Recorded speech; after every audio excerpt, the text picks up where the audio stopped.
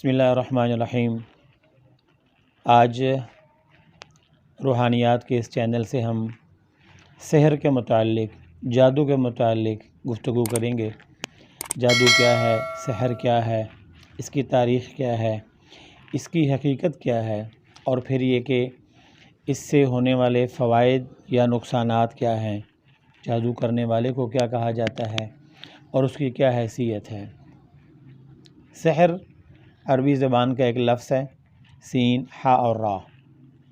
اور اس کے لغوی معنی ابو لیث نے اپنی کتاب میں لکھا کہ سحر کا معنی یہ ہے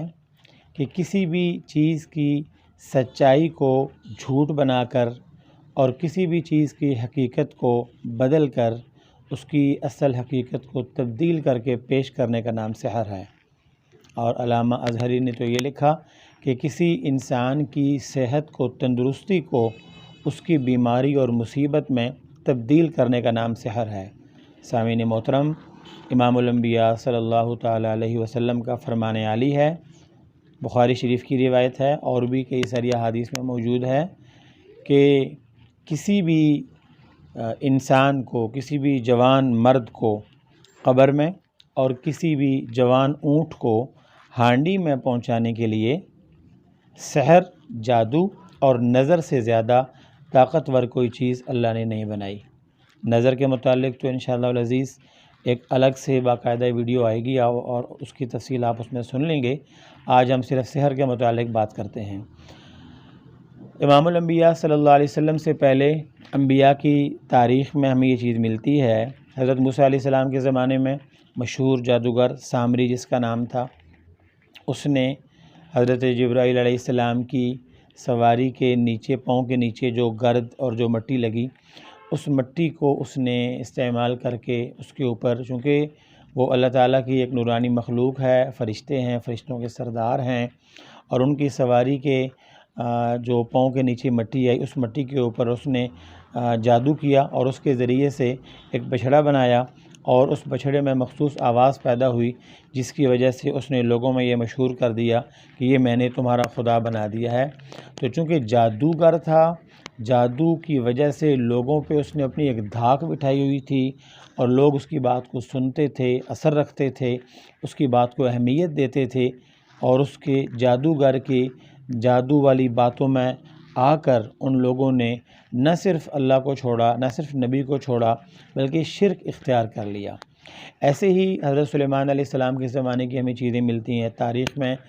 تاریخ انبیاء میں یہ چیزیں موجود ہیں۔ تو ہر زمانے میں کچھ ایسے لوگ رہے ہیں جو جادو کے ذریعے سے، سحر کے ذریعے سے اللہ کا، اللہ کے نبیوں کا، اہل حق کا مقابلہ کرتے رہے ہیں۔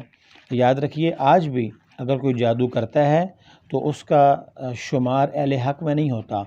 اس کا شمار اللہ کے ماننے والوں میں نہیں ہوتا، اس کا شمار اللہ کے نیک لوگوں میں نہیں ہوتا۔ خود امام الانبیاء صلی اللہ تعالیٰ علیہ وسلم کی سیرت طیبہ میں ہمیں یہ بات ملتی ہے، اور قرآن پاک کی جو آخری دونوں صورتیں ہیں، سورہ فلق اور سورہ ناس، اس کا شان نزول آپ اٹھائیں، دیکھیں، اس میں جو واضح طور پہ یہ کہا گیا کہ من شر النفاثات فی العقد، ان لوگوں کے، ان خواتین کے شر سے جو پھونکنے والیاں ہیں گروں پر۔ وہ گریں کس چیز کی تھیں، وہ پھونکنے والیاں کون تھیں؟ وہ لبید بن عاصم، ایک یہودی جادوگر، مشہور جادوگر، وہ اور اس کی بیٹیاں، اس کی گھریلو خواتین، ان لوگوں نے مل کر امام الانبیاء صلی اللہ تعالیٰ علیہ وسلم کے اوپر جادو کیا، اور آقا صلی اللہ علیہ وسلم اس جادو کے اثر کی وجہ سے آپ بیمار بھی ہوئے، آپ تکلیف میں مبتلا ہوئے، اور پھر اللہ تعالیٰ نے آپ کی رہنمائی فرمائی اور قرآن کی یہ آخری والی دونوں صورتیں نازل ہوئیں، اور اس کی برکت سے اللہ تعالیٰ نے امام الانبیاء صلی اللہ علیہ وسلم کو شفا بھی عطا فرمائی۔ تو جادو کرنے والا عمومی طور پہ مسلمان نہیں رہتا۔ اس کی وجہ یہ ہے کہ جادو لغت میں تو کہا جاتا ہے کہ جادو کرنے والا پہلے شیطان کا قرب حاصل کرتا ہے۔ تو تو خود بتائیے، جو شیطان کا قرب حاصل کرے گا، جو شیطان کی قریب ہوگا، جو شیطان کی بات کو مانے گا اور شیطان کا قرب حاصل کرے گا، وہ اللہ سے دور ہو جائے گا، وہ اللہ کے نبی سے دور ہو جائے گا، وہ اسلام سے دور ہو جائے گا۔ تو جادو کرنے والا، جادوگر، وہ شیطان کے قریب چلا جاتا ہے، کفر کے قریب چلا جاتا ہے، باطل کے قریب چلا جاتا ہے، اور بعض اوقات تو وہ کفر اختیار بھی کر لیتا ہے۔ ایسے کفریہ کلمات اپنی زبان سے کہتا ہے، ایسے کفریہ اعمال وہ اپنے جسم سے کرتا ہے، اور جس کی وجہ سے وہ دار اسلام سے خارج ہو جاتا ہے۔ پھر جس کے اوپر وہ جادو کرتا ہے، تو جادو کرنا خود ایک کفر ہے۔ جادو کرنا وہ کسی مقصد کے لیے کرنا، اس کو تکلیف پہنچانے کے لیے، ایذا پہنچانے کے لیے، اپنے مطالب کو حاصل کرنے کے لیے، کسی بھی مقصد کے لیے جب کسی کو نقصان پہنچانے کے لیے کچھ ایسا کیا جاتا ہے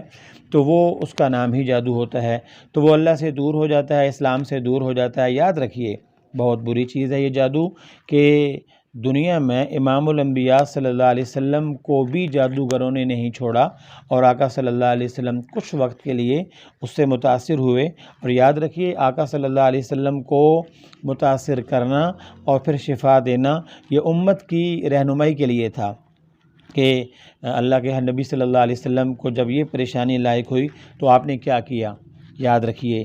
جادو کا علاج قرآن میں ہے، جادو کا علاج اللہ کے نبی صلی اللہ علیہ وسلم کی صورت اور سیرت میں ہے۔ جادو کا علاج پیارے آقا صلی اللہ علیہ وسلم نے جو روحانی تربیت فرمائی، روحانی اعمال بتائے، نورانی اعمال بتائے، مسنون اعمال بتائے، آقا صلی اللہ علیہ وسلم کی جو مبارک سیرت طیبہ ہے، آقا صلی اللہ علیہ وسلم کی جو مبارک حیات طیبہ ہے، اسی میں جادو کا بھی علاج ہے۔ اور ایک جادو کا نہیں، دنیا کے ہر قسم کا جادو، کوئی وہ کسی جادو کرنے والا کوئی شخص ہو، کسی نسل کا ہو، کسی زبان کا ہو، اس کا علاج قرآن میں ہے، اس کا علاج فرمان مصطفیٰ صلی اللہ تعالیٰ علیہ وسلم میں ہے۔ آئیے قرآن سے جڑیں، اللہ کے نبی صلی اللہ علیہ وسلم کی مبارک سنت زندگی سے جڑیں، اپنے رب سے جڑیں، اور جادو